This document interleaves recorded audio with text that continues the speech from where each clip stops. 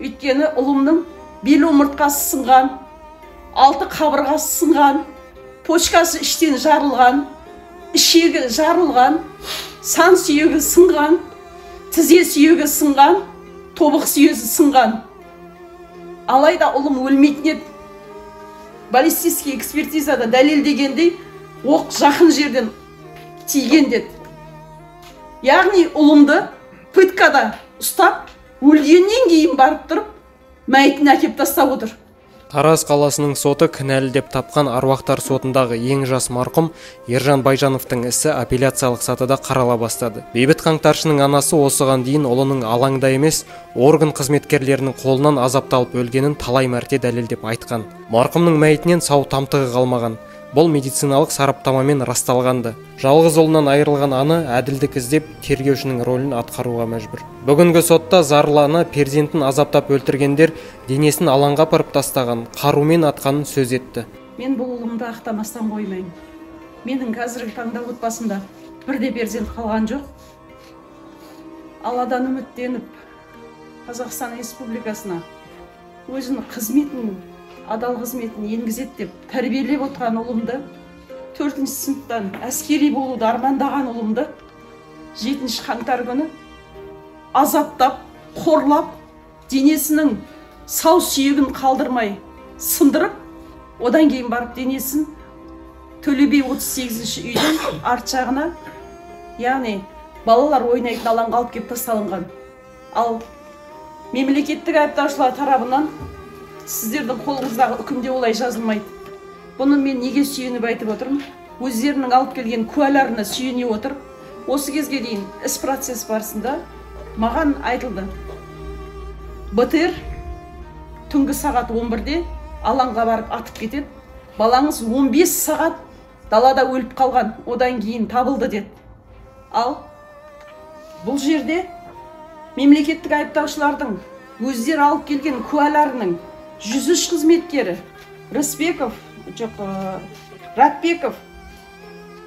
Ратбековтың айтуы бойынша сот процесіне келген бұл куә. 103 қызметкері фельдшер. Бұның айтуы бойынша трибунада антты беріп тұрып айтты. Труп бұл привозной деді. Неге сүйене айтып отырсыз дегенде, мен мәйітті алуға барған кезімде бірде-бір қан болмады деді. Байжанов Ержан Разақұлы геморрагический шок, травматический шоктың нәтижесінде қайтыс болады. Егер баллистический экспертизаға сүйеніп, геморрагический шоктан қайтыс болған ұлымның қаны қайда сонда? Тағы да айтты, привозной труп дегенде бұл қашып келген деп айта аласыз ба дегенде, қашып келген деп айта алмайын деді. Өйткені ұлымның бел омыртқасы сынған, алты қабырғасы сынған, почкасы іштен жарылған, ішегі жарылған, сан сүйегі сынған, тізе сүйегі сынған, тобық сүйегі сынған. Алайда ұлым өлмейтін еді. Баллистический экспертизада дәлелдегендей, оқ жақын жерден тиген деді. Яғни ұлымды пыткада ұстап, өлгеннен кейін барып тұрып, мәйітін әкеп тастап отыр. Бұған дәлел ретінде тағы да келтіремін.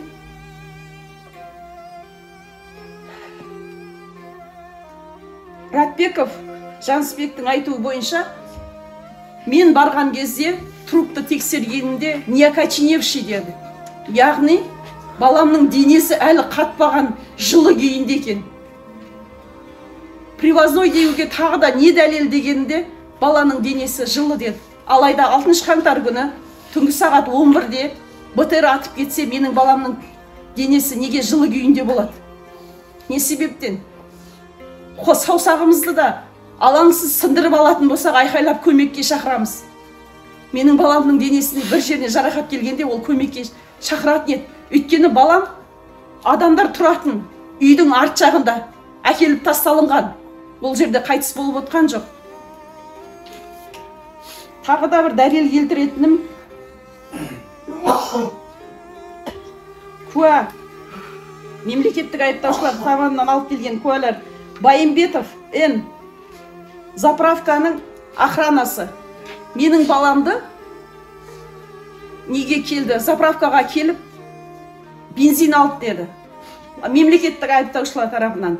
Алайда Байымбетов, мен заправкаға келген баланың түрін мүлде көрген жоқпын деді. Неге деп сұрақ қойғанда, өйткені мен площадьқа, көшеге қарап тұр едім, кімнің келгенін мен білмеймін деді. Не себептен сіз қайтыс болған Байжанов Ержанға куә ретінде келіп тұрсыз дегенде, маған ол баланың қайтыс болғандығы туралы ешкім айтқан жоқ, мен фамилиясын да білмеймін деді. Алайда судья Төребек бірнеше рет ескерту берсе де, ол кісі өз айтқанынан тапжылмай солай жауап берді. Үкімде осы кісінің айтуы бойынша тағы да менің қайтыс болған ұлымды кінәлі қылып шығарып отыр Төребеков. Екінші келіспейтінім. Үшінші келіспейтінім. Шәріпбаева, мемлекеттік айыптаушылар тарапынан келтірілген куә. Кассаға келіп, жанармай сұраған баланың түрін көрген жоқпын деді. Неге түрін көрген жоқсыз десем, мен ол кезде өз ұлыма алаңдап тұрдым деді. Сонда екі кісі баланың түрін көрмесе де, бұл жерде кінәлі менің ұлым өліп қалғаннан кейін кінәлі ма? Сол күні алаңға мемлекеттік айыптаушылар тарапынан келтірілген нәтижелерге қарағанда 5000 адам шығады. Сонда менің жалғыз ұлым алаңға бару үшін жанармай ала ма? Не себептен дәлелденбейді бұл? Төртінші, айтарым, Асқар лақап куә. Тапаншасы бар бала дене бітімі ірі денелі дейді. Мынау мәйітте ірі денелі емес. Менің баламның бойы 1,68, салмағы 74 етін. Өйткені бұл КМБшник болуды армандаған бала өз дене бітіміне үнемі қарап тұратын. 4-ші сыныптан военный частқа барып, кружоктарға барып, 18 жасында өз қалауымен Астана десантный войскаға службада болып келген бала қалай ол бүлікке қарсы шығады?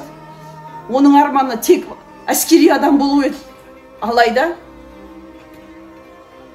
өзімізге белгілі, бірақ заң жүзінде анықталмаған адамдардың ұрып, соққылап, қинап өлтіру нәтижесінде Байжанов Ержан қаза табады.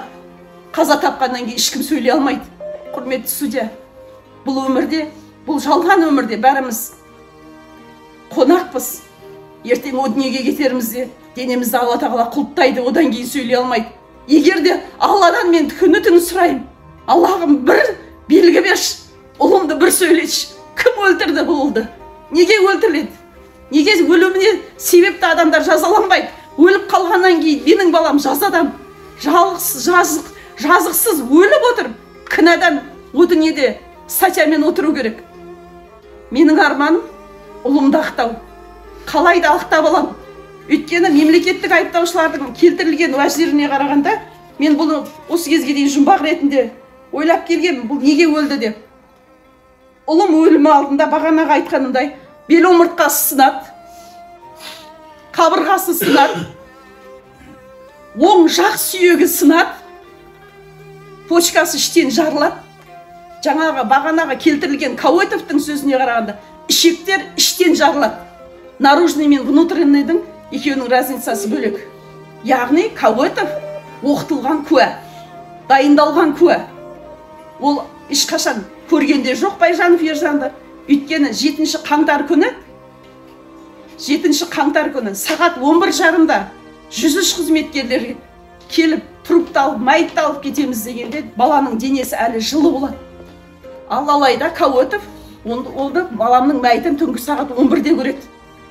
Сонда менің балам 6 қаңтар күні түнгі сағат 11-де өліп қалып, қайтадан құпия жағдайда қашып кетіп, 7 қаңтар күні күндізгі сағат 11-де қайтадан келіп площадь алаңына жата ма? Бұған неге қарамаймыз? Бұл заңсыздық. Қалтасынан шыққан 2 тапанша бар. 2 тапанша, бір оқ бар дейді.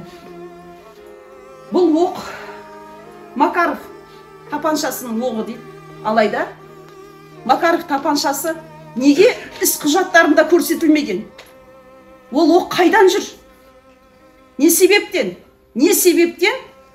Ал егер менің балам БТРге қарсы тапаншамен оқ ататын болса, тапанша қайда? Ол бала сол кезде өлді ғой.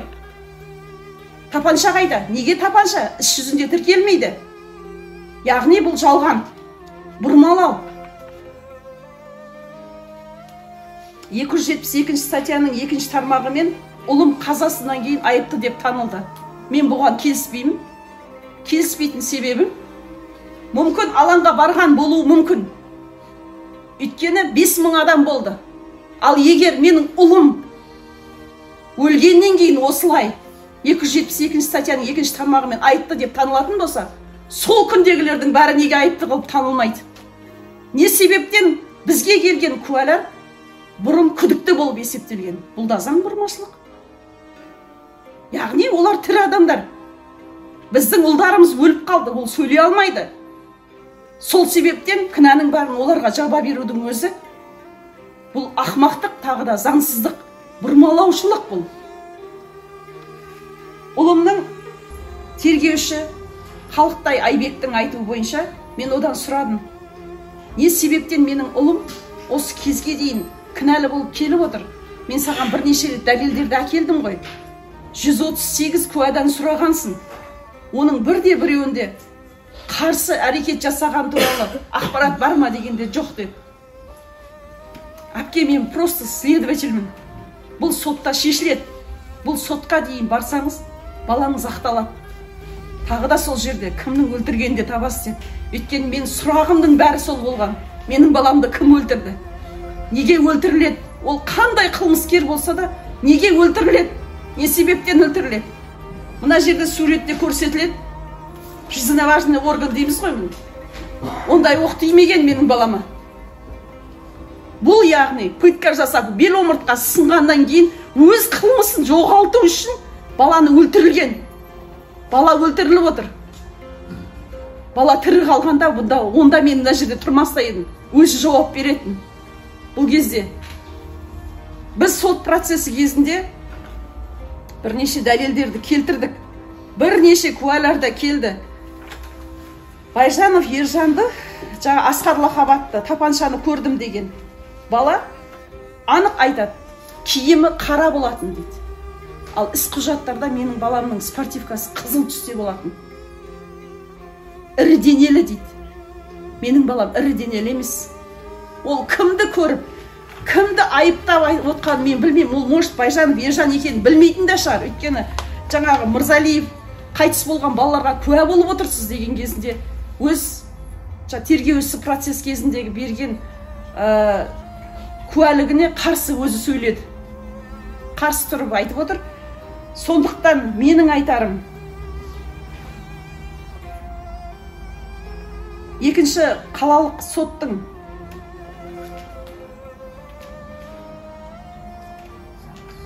Төребековтың шығарған үкімін жоюыңызды талап етем. Бірнеше рет дәлел ретінде де келтіріп отырмыз. Менің балам ешқандай да БТРге қарсы тапаншамен оқ атпады. Оны біз сұрап жатқан бейне таспаларда анық көресіздер. Анық ол жерде көріледі. Балалар жан сауғалау үшін жан-жаққа қашады. Оқ тиген балаларды пыткамен өлтіріп жүргенін, сүйреп машинаға салып жатқанын көресіздер. Ал ол бейне таспаны мен анықтап қарадым, менің балам ол жерде жоқ. Яғни қаланың басқа жерінен менің балам ұсталынады. Одан кейін 12 сағат бойы қинау пыткасы нәтижесінде ұлым бұл өмірмен қоштасады. Бұл ақиқаттың мен түбіне жетемін бәрібір. Менің басқа ұлым жоқ, менің басқа қызым жоқ. Оның өміріне қорқатын. Мен өз өмірімнен қорқпаймын. Мен жалғыз ұлымды ақтау үшін. Қажет па? Жоғары сотқа барам. Қажет па? Шетелге шығам. Өйткені менің парызым. Мен ұлымның артында қалдым ба? Мен ұлымды ақтап алу парызым. Мен осы парызымды орындаймын. Менің балам ешқандай қылмыскер емес.